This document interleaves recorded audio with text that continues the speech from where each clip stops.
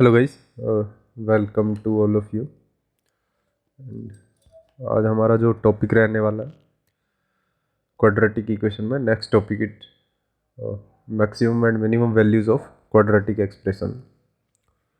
So maximum and minimum values of quadratic expressions.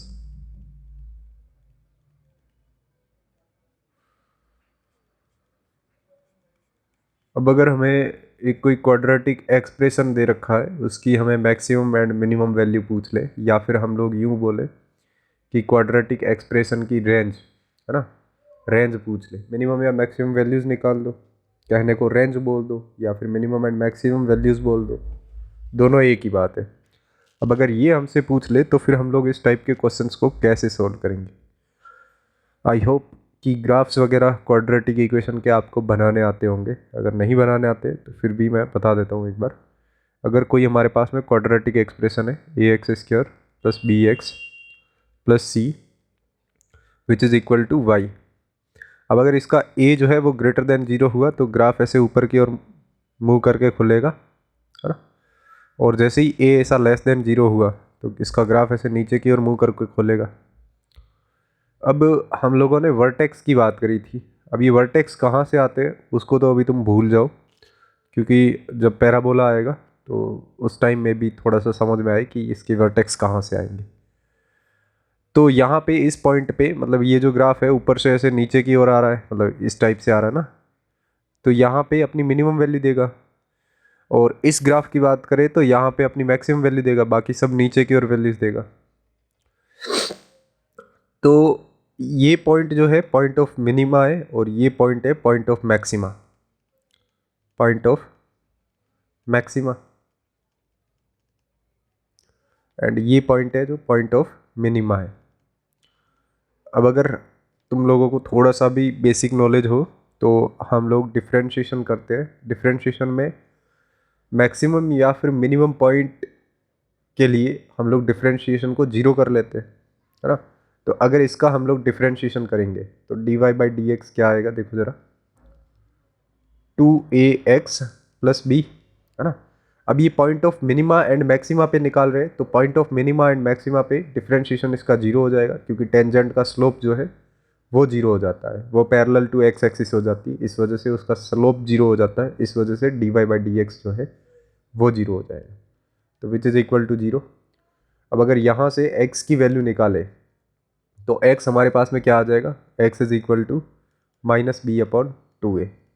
मतलब ये जो पॉइंट है ना, इसका x कोऑर्डिनेट हमें मिल गया -b/2a, और इसी पॉइंट का भी, मतलब ये मैक्सिमा है तो इस पॉइंट का भी पॉइंट मैक्सिमम पॉइंट हमें मिल गया -b/2a, मतलब जो x जो है वो। अब अगर ये जो वैल्यू है इसको अगर हम लोग वापस इस इक्वेशन में पुट कर देंगे तो हमारे पास में y आ जाएगा। तो y की वैल्यू आती है -d/4a, जहाँ पे d क्या होता है, b² - 4ac। आई होप ये तुम्हें पता होगा। तो यहाँ पे इसके जो पॉइंट ऑफ मिनिमा है वो आ गए -b/2a, -d/4a, और इसके पॉइंट ऑफ मैक्सिमा आ गए -b/2a, -d/4a। अच्छा, कहने का मतलब क्या, कहने का मतलब ये है कि अगर आपका a पॉजिटिव हुआ तो ग्राफ ऐसे नीचे की ओर खुलेगा, ये वाला फर्स्ट वाला। तो उस केस में क्या होगा, उस केस में ये होगा कि यहाँ पे -b/2a जो है ना, x की वैल्यू जब -b/2a होगी तब हमें -d/4a मिलेगा, वो मिनिमम मिलेगा, इस पॉइंट पे मिनिमम वैल्यू होगी सबसे। और अगर इस ग्राफ की बात करें तो इस ग्राफ के लिए a नेगेटिव है, तो इसका मतलब इसका मुंह जो है वो नीचे की ओर खुलेगा और ग्राफ ऐसे बन जाएगा। तो जब x is equal to -b/2a होगा उस समय हमें इस ग्राफ पे मैक्सिमम वैल्यू मिलेगी। अगर हम लोग यहाँ से देखें तो अगर रेंज की बात करें तो इस वाले ग्राफ के लिए यहाँ से फिर ऊपर जा रहा है, मतलब इस पॉइंट से अगेन ग्राफ जो है पूरा का पूरा ऊपर की ओर जा रहा है। तो ये वाले पॉइंट का आउटपुट क्या है, आउटपुट है -d/4a। रेंज तो यही होती ना, टू इन्फिनिटी, ये हो जाएगा, है ना। और अगर इस ग्राफ की बात करें तो इस ग्राफ का आउटपुट है -d/4a, बट वो मैक्सिमम वैल्यू है। मिनिमम क्या होगी, मिनिमम माइनस इन्फिनिटी से कहीं से आ रहा होगा ग्राफ ऐसे, तो यहाँ पे जाके ये अपनी मैक्सिमम वैल्यू देगा, फिर वापस नीचे आ जाएगा। तो मिनिमम वैल्यू कितनी हो जाएगी, माइनस इन्फिनिटी, और मैक्सिमम वैल्यू कितनी हो जाएगी, -d/4a। तो ये क्वाड्रेटिक एक्सप्रेशंस की मिनिमम एंड मैक्सिमम वैल्यूज निकालने का फंडा बोल दो या फिर कॉन्सेप्ट बोल दो रहता है, जिसको हम लोग रेंज भी बोलते हैं कई हद तक।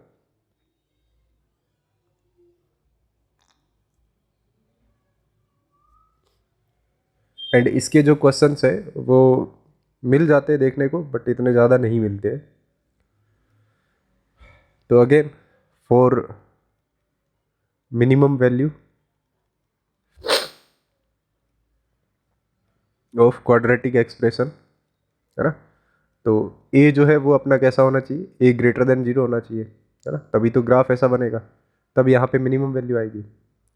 Eight x is equal to -b/2a, quadratic expression will give you maximum value which is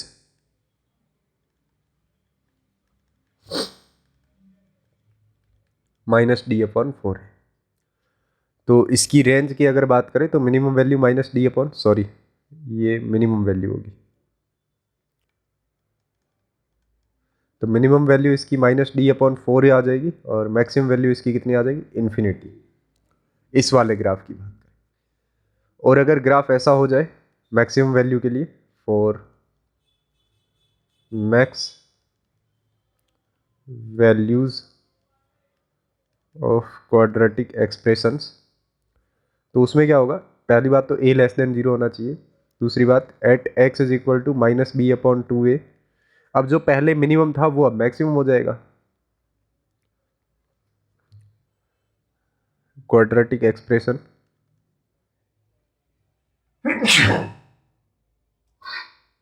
will give you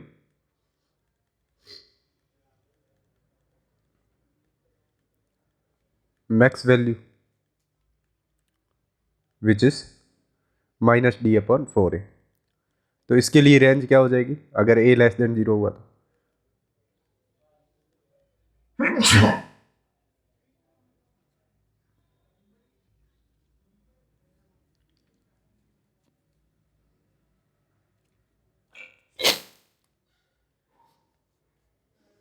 range should be -∞ to -d/4a, ये रेंज हो जाएगी इसकी, हाँ?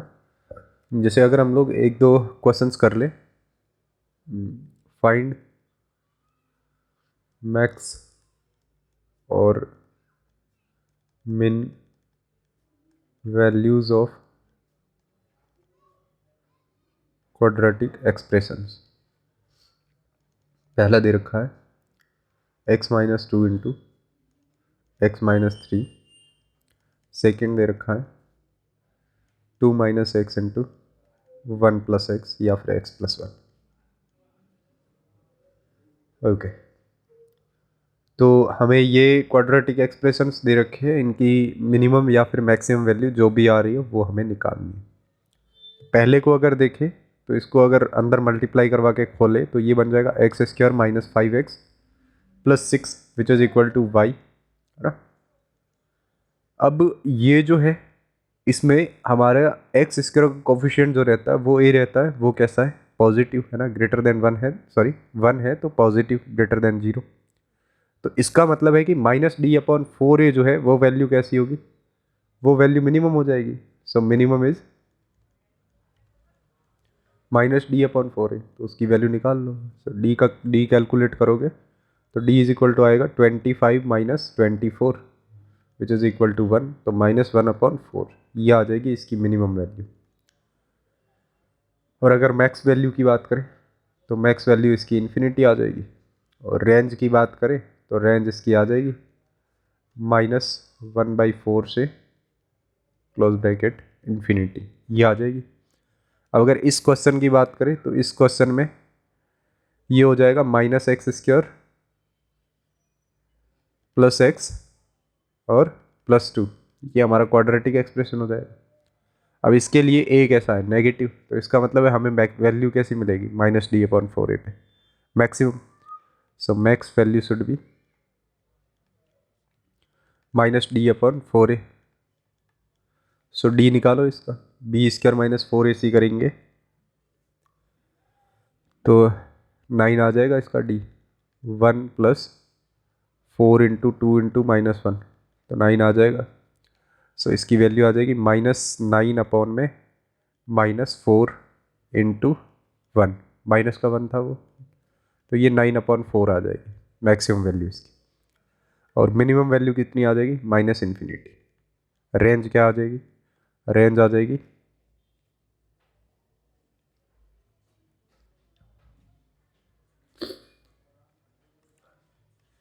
-Infinity to 9/4। Okay, I hope ये बातें समझ में आई होगी। आगे चलते हैं।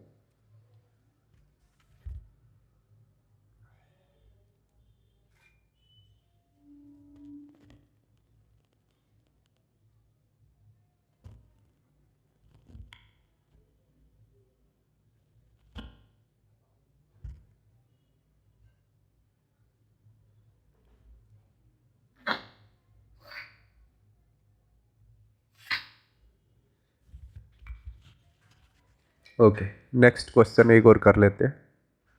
Question number 3, graph will give you max value at x is equal to minus b upon 2a। अब ये ग्राफ किसका है, वो है y is equal to a x square plus b x plus c. Then कौन सा true होगा, पहला ए ग्रेटर देन जीरो, दूसरा ए लेस देन जीरो, तीसरा A is equal to one, fourth none of these. तो अब आपको ये जो ग्राफ है ये वाला, ये आपको मैक्सिमम वैल्यू देगा एट -b/2a पे। तो इसका मतलब है कि ग्राफ का मैक्सिमम पॉइंट जो है वो यहाँ पे आएगा, जिसका x कोऑर्डिनेट -b/2a होएगा, y कोऑर्डिनेट भी -d/4a होएगा। अब इसका मैक्स पॉइंट है ये, इसका मतलब बाकी सारा ऐसे नीचे की ओर ग्राफ आ रहा होगा। अब इसका ग्राफ बन रहा है ऐसा, मतलब जिसका मुंह जो है वो नीचे की ओर खुला है। तो ऐसा ग्राफ एक पॉजिटिव के लिए बनता है या नेगेटिव के लिए, वो तुम्हें पहचानना है। तो ऐसा ग्राफ तो ये नेगेटिव के लिए बनता है, सो ऑप्शन बी जो है वो करेक्ट है। ओके, आगे बढ़ते हैं। Question number 4, max value of quadratic expression y is equal to -x square plus b x plus 4 is at x is equal to 2, then value of b, then value of b। ये छोटे छोटे question से सीखने लायक अच्छे हैं। तो अगर हमें मैक्स वैल्यू इसकी दे रखी, तो इसका मतलब है कि मैक्सिमम पॉइंट यहाँ पे होगा और एक्स स्क्वायर कोफिशिएंट जो है वो नेगेटिव होगा। वो कहाँ पे दे रखी, x इज इक्वल टू 2 पे, तो इसका मतलब है कि x is equal to -b/2a पे वैल्यू होती है मैक्सिमम, जिसकी वैल्यू हमें दे रखी है 2, मतलब -b/2a की वैल्यू जो है वो हमें 2 दे रखी है। तो अगर इसको पुट करेंगे तो ये तो बनेगा -b/-2 which is equal to 2। b की यहाँ पे वैल्यू कितनी आ जाएगी, 4। तो जब b इज इक्वल टू 4 होगा तब ये ग्राफ अपनी मैक्सिमम वैल्यू देगा at x is equal to 2 पे। आई होप ये बात समझ में आई होगी। अगर ये बात समझ में आई है तो इस टाइप के क्वेश्चंस तो ज़्यादा नहीं बनते हैं। अगर ये 3-4 क्वेश्चन भी अच्छे से समझ में आए, बेसिक क्वेश्चन थे, तो फिर आगे बढ़ते हैं। Okay okay, next topic is range of P x by Q x form. मतलब यहाँ पे हमें रेंज फाइंड करनी है किसकी, P x upon Q x की फॉर्म की। कहने का मतलब अब हम क्वाड्रेटिक पढ़ रहे हैं जहाँ पे P X can be quadratic और Q X can be quadratic. So यहाँ पे लिख भी लेते हैं P X can be quadratic और Q X can be quadratic. तो इसमें टाइप 1 बन जाता है, तो उसको देख लेते हैं। टाइप 1 क्या होता है कि अगर आपको लीनियर बाई लीनियर दे रखा हो, लीनियर आई होप मतलब समझते होंगे, अगर नहीं समझते हो तो शुरू के लेक्चर में बात कर रखी है। अगर हमें पी एक्स जो है वो भी लीनियर दे रखा हो एंड क्यू एक्स जो है वो भी लीनियर दे रखा हो, फिर हमें कैसे रेंज इसकी फाइंड करेंगे उसके बारे में बात करते हैं। तो अगर लीनियर बाई लीनियर दे रखा हो, जैसे एग्जाम्पल के लिए y is equal to x plus 1/2 और +1, ठीक है, ये दे रखा। तो इसके लिए सबसे पहले तो इधर 1 जो है उसको इधर सेंड कर दो, तो ये बन जाएगा y - 1 which is equal to x plus 1/2। ठीक है भाई। अब अगर हम लोग इसको इधर लेके जाए और इसको इधर लेके आए, या फिर हम लोग यूं बना ले इसको कि सॉरी ये लीनियर बाई लीनियर,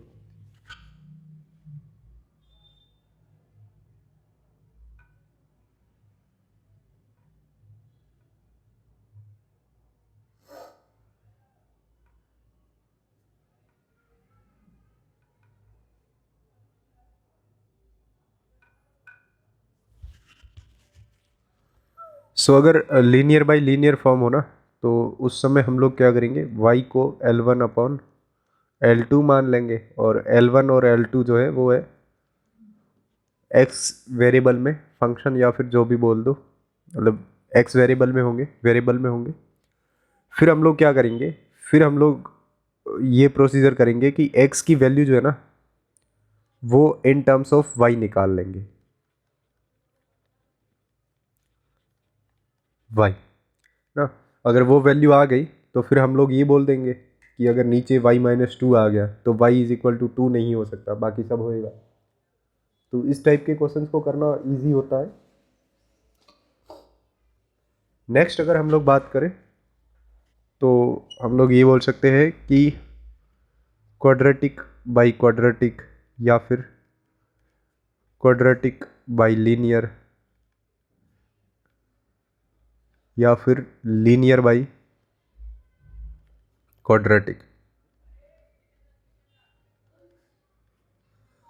तो इस टाइप के क्वेश्चंस को कैसे करना है, जब हमें ये पूछ लिया जाए कि इस एक्सप्रेशन की रेंज निकालो जिसमें एक्सप्रेशन जो है ना वो क्वाड्रेटिक बाई क्वाड्रेटिक की फॉर्म में हो, या फिर क्वाड्रेटिक बाई लीनियर की, या फिर लीनियर बाई क्वाड्रेटिक की फॉर्म में हो, तो उस टाइप के जो एक्सप्रेशंस रहते हैं उनकी रेंज कैसे फाइंड करनी है। तो उसके लिए एक सिंपल सा फंडा होता है, जो भी एक्सप्रेशन हो उसको y के इक्वल पुट कर लो।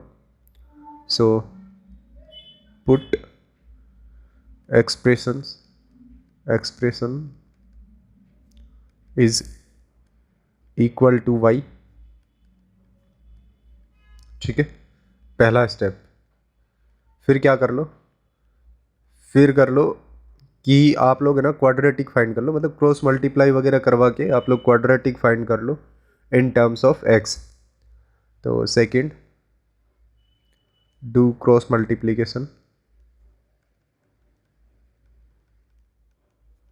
And find quadratic equation in terms of x, मतलब x की क्वाड्रेटिक इक्वेशन फाइंड कर लो। अब तुम्हें क्या है कि क्वेश्चन में कुछ दे रखा होगा कि x बिलोंग्स टू r है तो इसकी रेंज निकालो, या फिर x r से बिलोंग नहीं कर रहा है तब इसकी रेंज निकालो। तो अगर x बिलोंग्स टू r है तो उसके लिए हम लोग क्या कर लेंगे कि जो ये क्वाड्रेटिक इक्वेशन आई है x में, उसका डी ग्रेटर देन और इक्वल टू जीरो होना चाहिए, तो उसका डी ग्रेटर देन और इक्वल टू जीरो कर लेंगे और इस इनइक्वलिटी को सोल्व करेंगे तो हमारे पास में y की वैल्यू जो है वो आ जाएगी। ठीक है, और अगर x not belongs to r है, मतलब x जो है वो रियल नंबर नहीं है, तो उसके लिए फिर हम लोग क्या करेंगे, d लेस देन और equal to zero, sorry d less than zero कर देंगे। वहाँ से फिर हमारे y में एक इनइक्वलिटी बनेगी और y की वैल्यू आ जाएगी। सिंपल सा कॉन्सेप्ट ये है कि आप कुछ मत करो, जो भी एक्सप्रेशन गिवन हो उसको इक्वल टू y पुट कर लो, फिर क्रॉस मल्टीप्लाई वगैरह करवा करवा के उसको जो है x में क्वाड्रेटिक इक्वेशन फाइंड कर लो उसकी, एंड देन जो है अगर x belongs to r question में बोल रखा है, मतलब रियल नंबर है, तो उसका d ग्रेटर देन जीरो कर दो, ग्रेटर देन और इक्वल टू भी जीरो कर सकते हो, ग्रेटर देन और इक्वल टू जीरो। और अगर उसका x जो है वो रियल नंबर से बिलोंग नहीं करता है तो उस समय d जो है वो लेस देन जीरो हो जाएगा। अब इसमें क्या होगा, आपने जो क्वाड्रेटिक इक्वेशन बनाई है ना, वो बनी तो x में है, बट उसमें जो उसके कोफिशिएंट्स आए हैं वो इन टर्म्स ऑफ y है, तो उनका d निकालोगे ना, तो ये जो है ना, ये वाला इनइक्वलिटी एंड ये वाला इनइक्वलिटी दोनों जो है ना, इनइक्वलिटी किस में बन जाएगा, y में, वहाँ से हमारे पास में y की वैल्यू आ जाएगी। सो आई होप ये बात समझ में आई होगी। चलो इस पर कुछ क्वेश्चंस वगैरह करते हैं।